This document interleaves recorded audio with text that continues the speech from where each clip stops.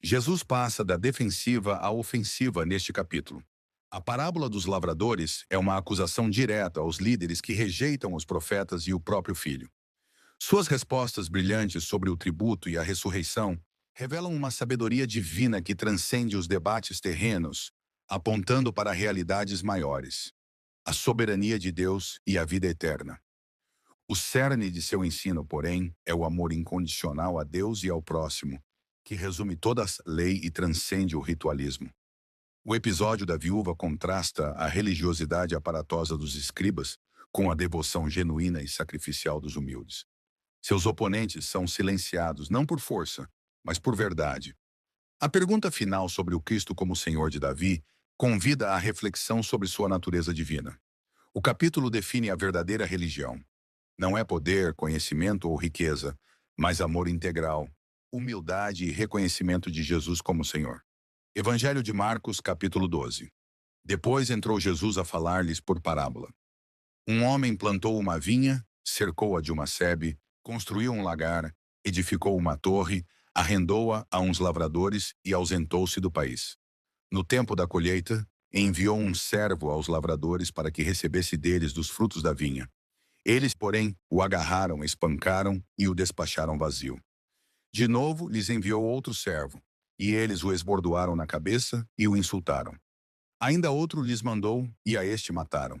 Muitos outros lhes enviou, dos quais espancaram uns e mataram outros. Restava-lhe ainda um, seu filho amado.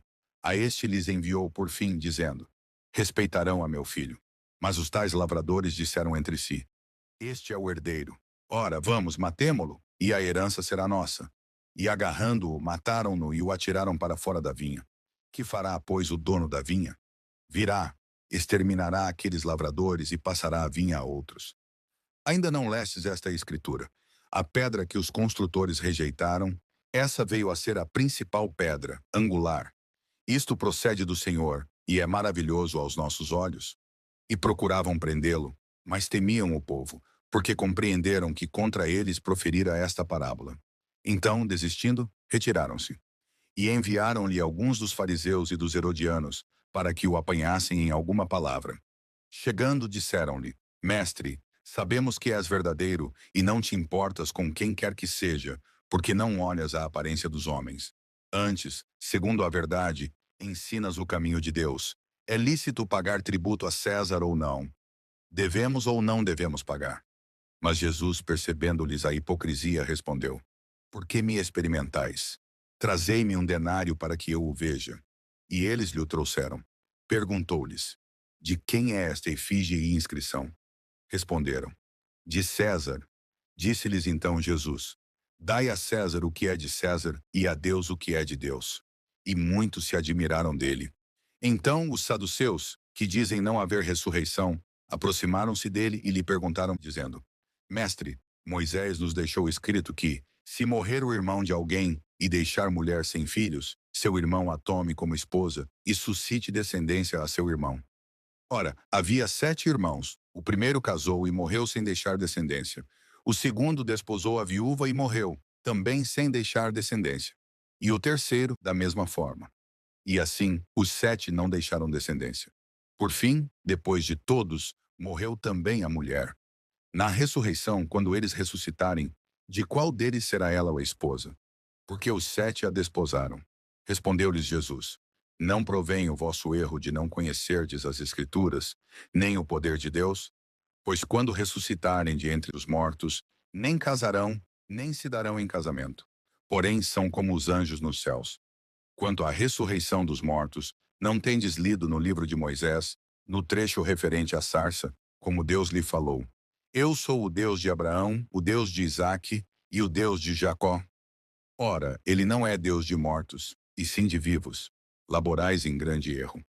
Chegando um dos escribas, tendo ouvido a discussão entre eles, vendo como Jesus lhes houvera respondido bem, perguntou-lhe: qual é o principal de todos os mandamentos? Respondeu Jesus: o principal é: ouve, ó Israel, o Senhor nosso Deus é o único Senhor. Amarás, pois, o Senhor teu Deus de todo o teu coração, de toda a tua alma, de todo o teu entendimento e de toda a tua força. O segundo é: amarás o teu próximo como a ti mesmo. Não há outro mandamento maior do que estes. Disse-lhe o escriba: Muito bem, mestre. E com verdade disseste que ele é o único, e não há outro senão ele. E que amar a Deus de todo o coração e de todo o entendimento e de toda a força, e amar ao próximo como a si mesmo excede a todos os holocaustos e sacrifícios. Vendo Jesus que ele havia respondido sabiamente, declarou-lhe: Não estás longe do reino de Deus. E já ninguém mais ousava interrogá-lo. Jesus, ensinando no templo, perguntou: Como dizem os escribas que o Cristo é filho de Davi? O próprio Davi falou pelo Espírito Santo. Disse o Senhor ao meu Senhor: Assenta-te à minha direita, até que eu ponha os teus inimigos debaixo dos teus pés. O mesmo Davi chama-lhe Senhor. Como, pois, é ele seu filho? E a grande multidão o ouvia com prazer. E ao ensinar, dizia ele: Guardai-vos dos escribas, que gostam de andar com vestes talares e das saudações nas praças, e das primeiras cadeiras nas sinagogas, e dos primeiros lugares nos banquetes, os quais devoram as casas das viúvas, e para o justificar, fazem longas orações. Estes sofrerão juízo muito mais severo.